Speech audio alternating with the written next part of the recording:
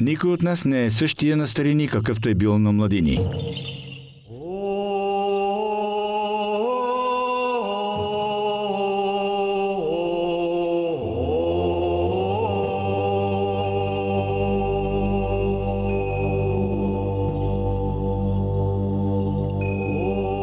В царството на Родопите животът се проявява в безброй различни въплъщения – зрими и незрими, съвременни и отминали, открити и тайни.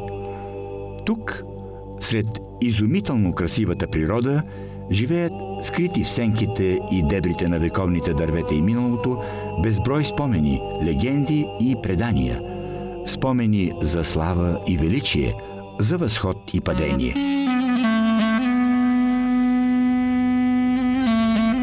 Тук зад всеки камък е скрита загадка. Зад всеки завой изкача таинствена легенда. Край всеки огън витаят силуети на самодиви, тракийски пастири, римски легионери, български и византийски войни, хайдути, откраднати девойки, открити иманета и спомени.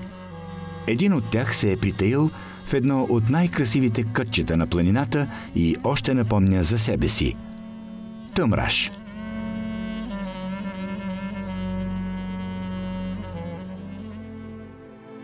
В новите географски карти не е отбелязван, но според един от най-страстните му изследователи, Ангел Вълчев, ако прекарате две прави линии – Пловдив, Девин, Асеновград, Батак, те ще се пресекат точно в Тъмраш. Отстои на 36 км южно от Пловдив.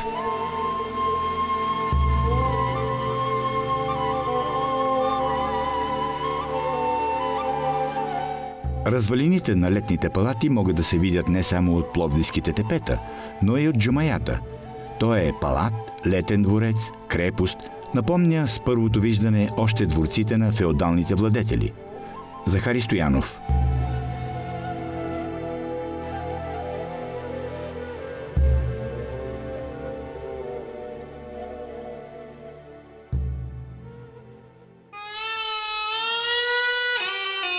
В Родопите всичко винаги е китно. И през зима, и през лято. Красотата не сдържа своята сила. Обаче има места, които са по-особени, които говорят всичко за себе си. Скали, треви, дървета, въздух, тихи думи в сумрачни нощи и за един скитнически дух. Може би тук ще се намери миг покой. Има красота, има история, има легенди, има спорове, има съдба.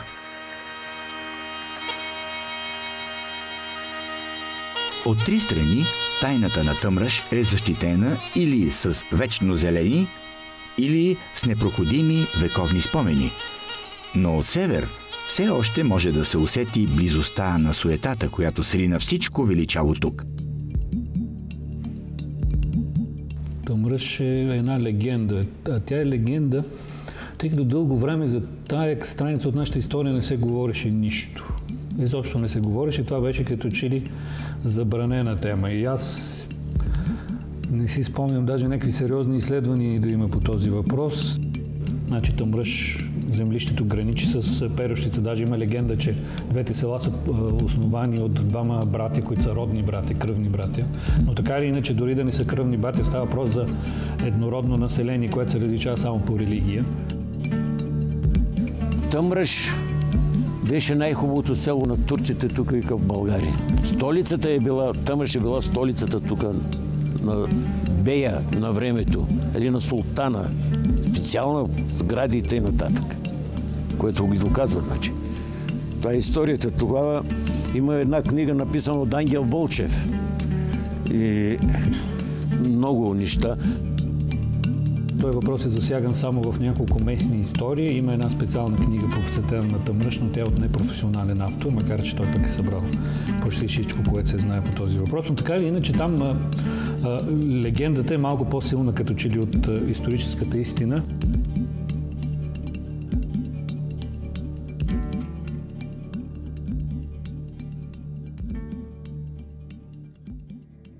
Следите от поселението са на равни разстояние от Лилково, Чурен, Брезовица и Осиково. Но редица данни, предания и писания ни отвеждат в една тъмна и далечна история назад в миналото, където се оказва, че старите корени на поселението са на друго място. От незапомнени времена то е лежало по склоновете на Върховръх в местността Враца. Тази местност граничи с землищата на Перущица и това събужда спомена за старото предание, според което Тъмраш и Перущица са образувани от двамата братя Темню и Перю. Върховръх. Протегнеш ли ръка и докосваш небето. На това вълшебно място в ясна нощ сякаш земята изчезва и човек става част от звездите.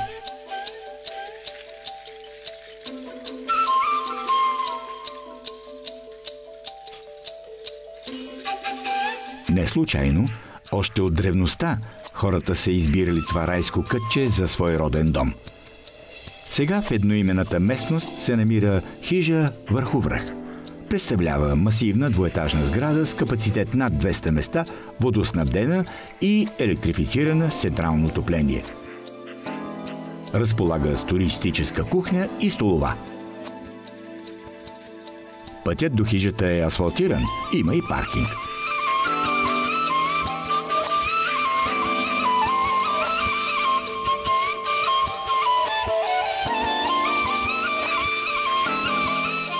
Връх Върховръх е на 1633 метра надморска височина и заема средищно положение в едноименния рид. Има стръмни южен, източен и западен склон, докато северния и югозападният са по-полегати.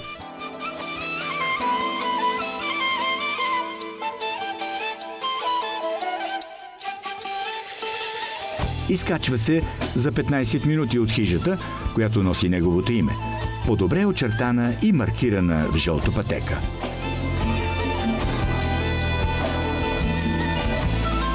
От върха се разкрива хубава гледка към Модър и Персенците.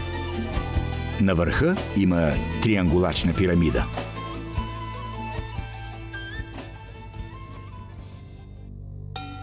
Според специалистите, името Тъмраш идва от дълбока древност и вероятно има тракийски произход. В подкрепа на това твърдение е старата легенда на траките, че Тъмрас е син на Дионисий, бога на бесите, и на една от трите неизвестни хубавици, дъщери на жреца Каукъл, от чието гърди млякото потекло само, за да накърми новороденото. Тъмрас, сукъл от гърдите на трите майки, бързо израснал, но бил осъден да си остане див и суров планинец, страшен за всички зверове, но лишен от чувство за обич и от песните на Дионис.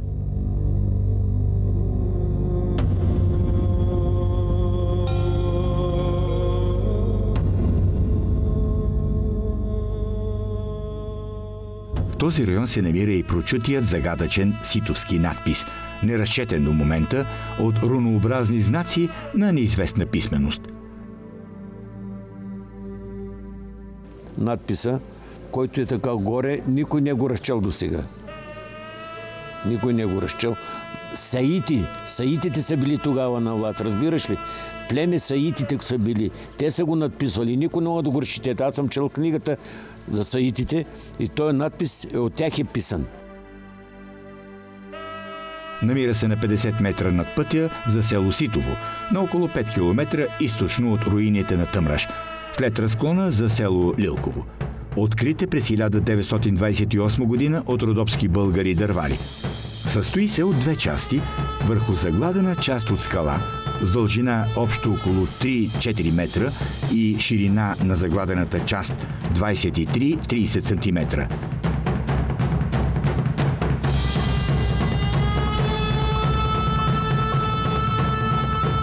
Изложени са поне 4 основни хипотези за авторството на надписа – тракийска, келтска, сармато-аланска, славянска.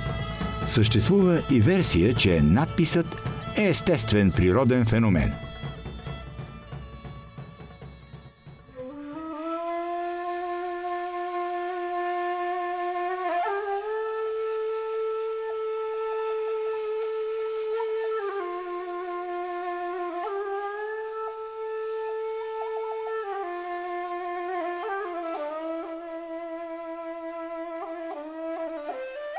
За обитанието на Тъмраш още от древността от особено значение е, че той е разположен на пътя, който свързва античния Филипополис с топлите земи на Беломорието.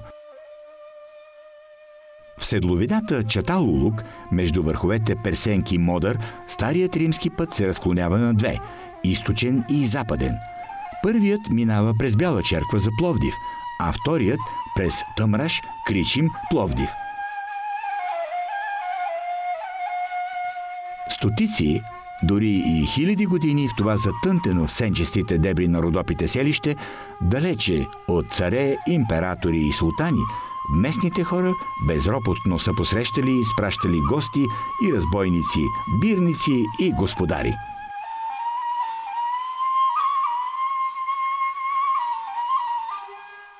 Но през 19 век настанали други времена. Първо, то станало център на Рупчуската нахия, после от 1878 до 1886 година и столица на независима Тъмрашка република. Това са 21 на брой села в Родопите, българо-мохамедански, които отказват да признават решенията на всички договори, които се сключват след Руско-турската война и главно на Берлинския договор, който оставя тези села в рамките на Източна Румелия. Те отказват да се подчиняват и правят нещо като република, макар че това е така доста условно казано.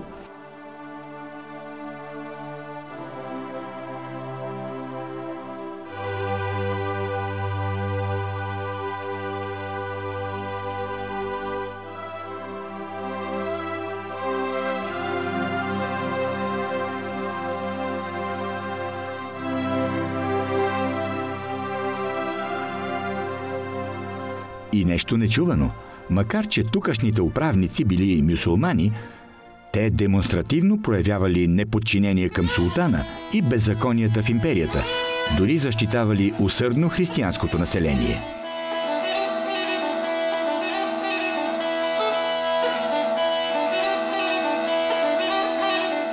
Нашите Лилково и Тъмраш разбирали се добре.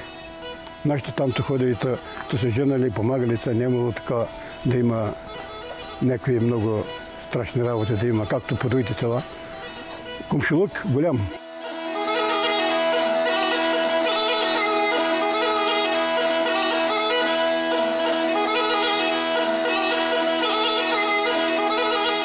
Тукашните хора очевидно са били българи от произход, защото е установено, че до средата на 17 век доста от домакинствата са плащали данък джизие, предназначен за немюсюлманите в империята.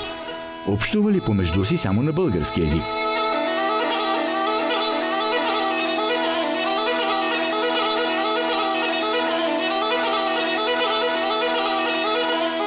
Може би за това Хасан ага и неговият наследник Ахмед, като управници на Рупчуска област, са се застъпвали за изравняването на правата на християни и мюсюлмани, знаейки отлично за своя, а и на повечето от подчинените си български корен.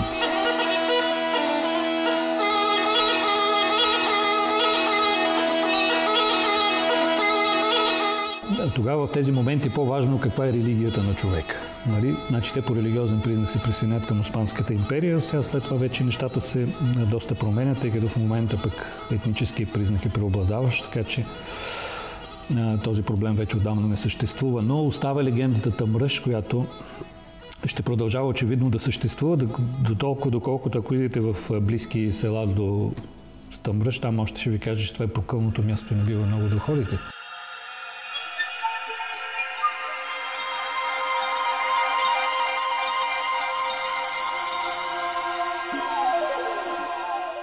Легенди има много. Ако идвали горе с конете, там българите има една местност от Тъмраш, насам да ги колят. Добре, една жена се явила, те казват една, но те са били две. Една жена се явила и казала, няма да отивате там. Перла коня на войне. Жена там на пътя, като вървял, то се оплашил, върнал коня. А майка му казала така в Тъмраш, няма да ходиш, трябва да света Богородица. Няма да ходиш, втори път да не се отиш там. Ще ти прекалам леко 10 от мен. Да му казва на агата и то се върнал. Щял да изхвърля тук цялото село.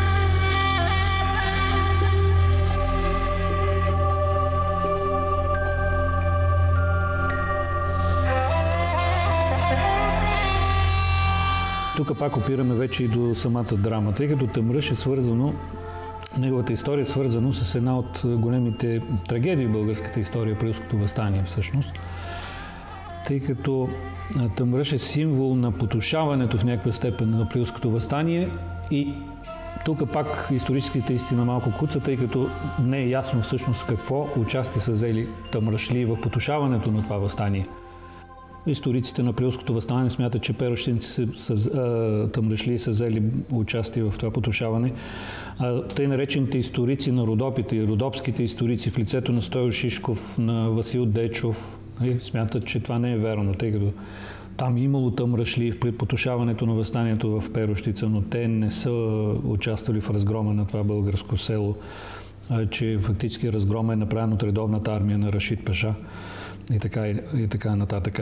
И тук идва и още един проблем, тъй като водача на тъмръшли, местния ага, местния дерибей, Ахмет Ага, много често го бъркат в масовото съзнание с известен друг дерибей, който вече наистина е виновен за потушаване на Априлското въстание, само че в Батак става въпрос за прочутия Ахмет Ага, барутанлията, Ахмет Ага от Барутин. И всичко това довежда до разгрома на Тъмръш. Той изчезва от лицето на географската карта и до ден днешен, който е ходил там в този район, макар че много малко хора ходят, там ще види само няколко разрушени зида.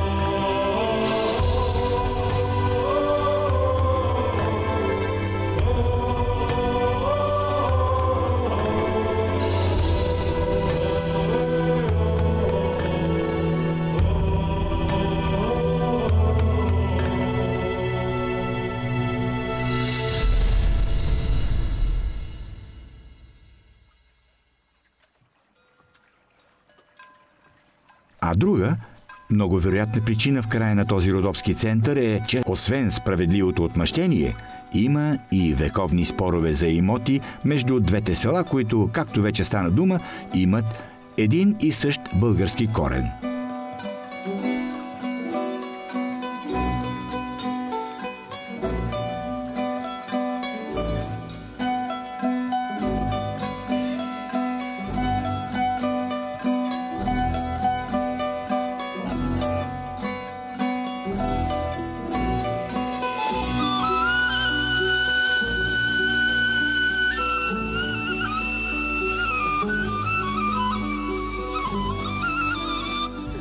Това е отношение между две селища Перущица и Тъмръш във връзка с мерите, с земята, с икономическите връзки между едното и другото селище.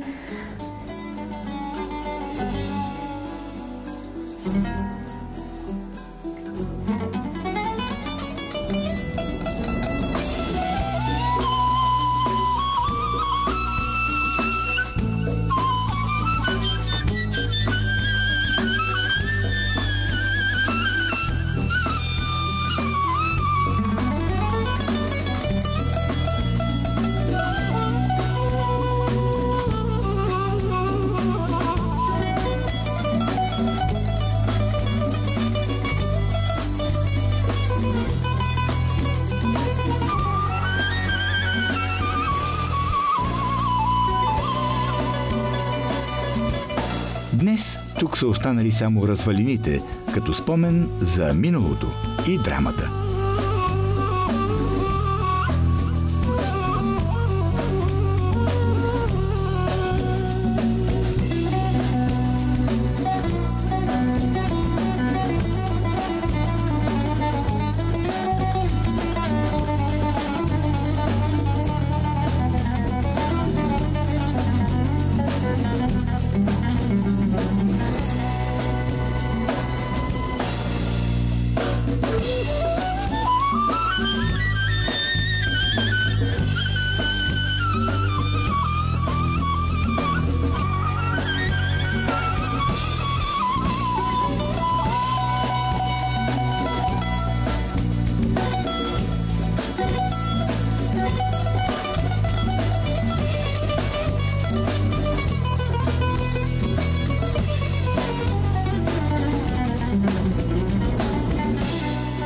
Известно е, че в целия Тъмръш къщите били строени предимно по традицията на майсторите от Широка лъка и Гела. От тук се досещаме за архитектурата на селските постройки, конаците и дворците на управителите. Особеното тук е, че тъмръшелиите са имали харемлъци, т.е. забранени стаи, където когато идвал външен човек, са прибирали жените и дъщерите си. Но тези харемлъци съвсем не са като харемите от изтока. Подобна архитектура и до днес се среща в околните села, като по принцип този начин на градеж е бил много характерен за западните Родопи до началото на 20 век.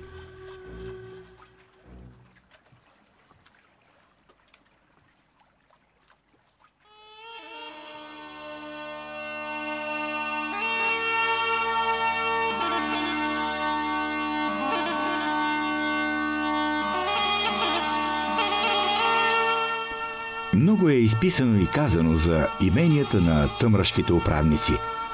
Около тях има доста легенди, предания и мистериозни истории. Къде са били те? Какво са представлявали и какво е останало днес от тях?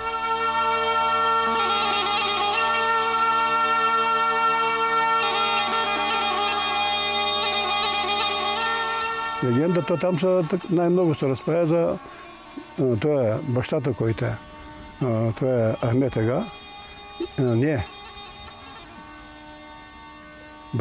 Бащата на Асанда, пък Ахмет ага, те са тримата сина. Тримата сина и той на тримата сина имал чифлик. Един тук зад Модър, другия на Бряновцата и третия посредния, къде там някъде. Аз съм водил, на той специално съм водил. Това е много интересно.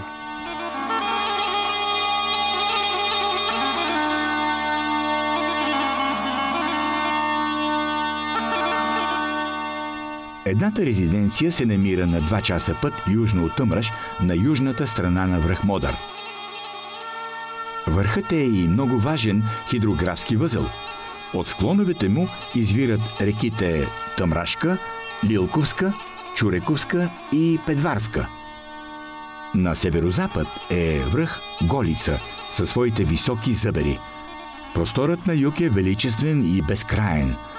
Цялото средно и горно корито на Въча, с всички прилежащи към него върхове, пърчини, долове и потоци, се разкрива пред погледа.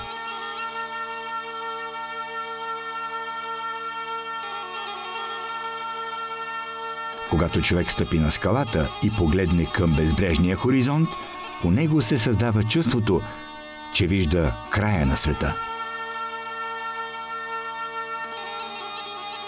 Платото е недостъпно, което го прави идеално място за укрепено селище, откъдето се наблюдава всичко в района. Днес Тъмръш е историко-географска област в западните Родопи, в най-северните разклонения на рида Чернатица. Обхваща басейна на река Тъмръшка и е част от среднопланинската територия на западните Родопи, разчленена от притоците на Въча, Тъмрашка река и Чепеларска река. Много векове хората са определяли съдбата на Тъмръш и района, градили са и са събаряли, радвали са се и са страдали, откривали са и са забравили. става въпрос за една райска местност, за едно райско място, което може би трябва да види всеки българин и може би и като го види там да се сети за едни поуки от историята, когато кръвни братя са се избивали в името на някакви чужди цели и чужди интереси.